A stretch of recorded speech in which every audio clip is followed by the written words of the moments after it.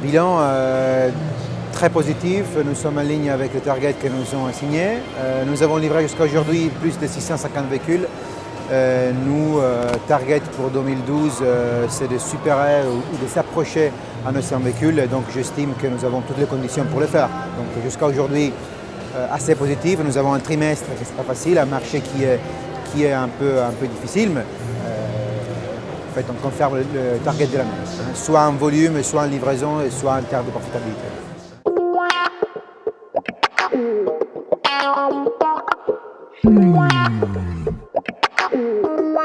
Le gros devant, c'est toujours la 500.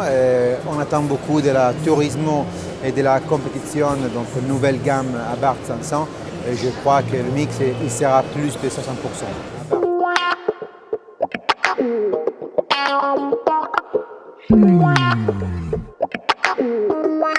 Le kit, en fait, nous on l'appelle penetration ratio, donc en fait c'est le pourcentage de pénétration, c'est au-dessus de 30%, donc c'est une voiture sur toi.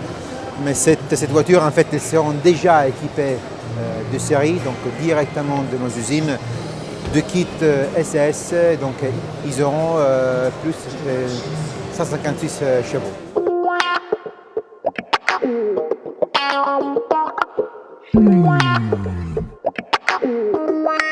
Alors, Tributo Ferrari en France, c'était un grand succès. Nous avons vendu plus de 115 voitures en France dans même pas 18 mois. C'était un énorme succès. Bon, je rappelle que c'était une voiture, en fait, la 500 la plus puissante depuis toujours, 180 chevaux, intérieur en carbone. Donc voilà, une voiture exceptionnelle. Et on va en fait continuer avec l'édition Maserati qui sera déjà disponible dans notre concessionnaire à partir d'aujourd'hui. C'est l'avant-première ici à Paris. On prévoit une production et une livraison et donc une vente de 500 exemplaires dans le monde.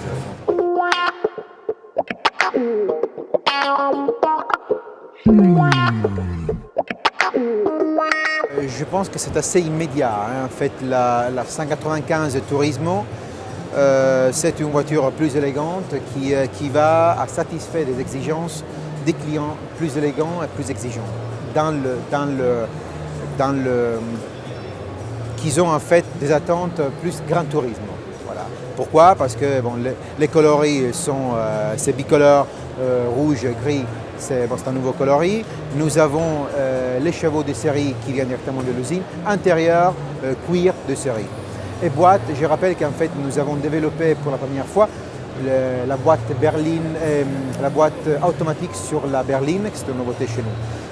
En fait, sur la compétition, comme je disais, on va essayer de satisfaire les besoins de nos clients qui ont en fait plus de valeurs de racing, plus de puissance. En fait, même si le moteur est le même, l'intérieur elle change complètement. En fait, la voiture compétition elle sera équipée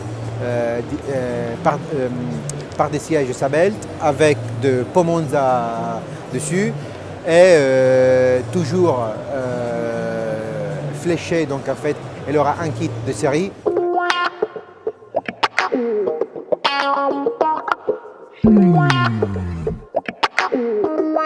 C'est la continuation, voilà, exact. Donc nous continuons avec l'édition Maserati, la 195 édition Maserati qui est disponible déjà chez les concessionnaires chez nous. En fait, disponible, j'entends que les commandes sont ouvertes. On l'a lancé ici à Paris. C'est une voiture à niveau de moteur à 180 chevaux, un niveau d'intérieur et coloris extérieur qui est en fait plus qu'inspiré à nos cousins de Maserati. Voilà, c'est une voiture très élégante et qui va en fait essayer de satisfaire les besoins de nos clients et des collectionneurs français et en fait internationaux un peu plus exigeantes. Voilà.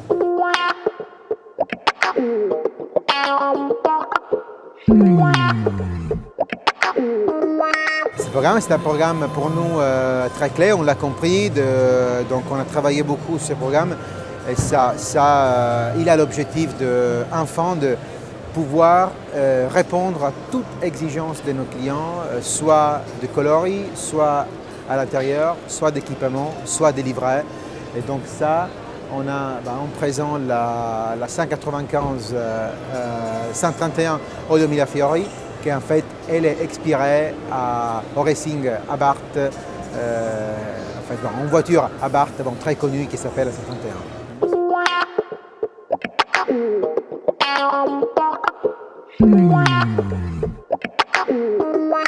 C'est en fait le choix, elle sera tellement ouverte que finalement nos clients ils peuvent remettre tout ce qu'ils ont envie, hein, à tous les niveaux. On propose aussi des motorisations à 180 chevaux, exactement comme la 195. Donc c'est vraiment en fait un choix presque total. Hein.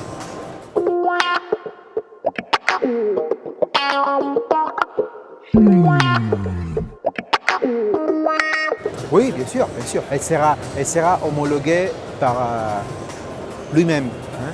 En fait, chaque voiture elle-même. Chaque voiture, elle aura une homologation en soi. Hein.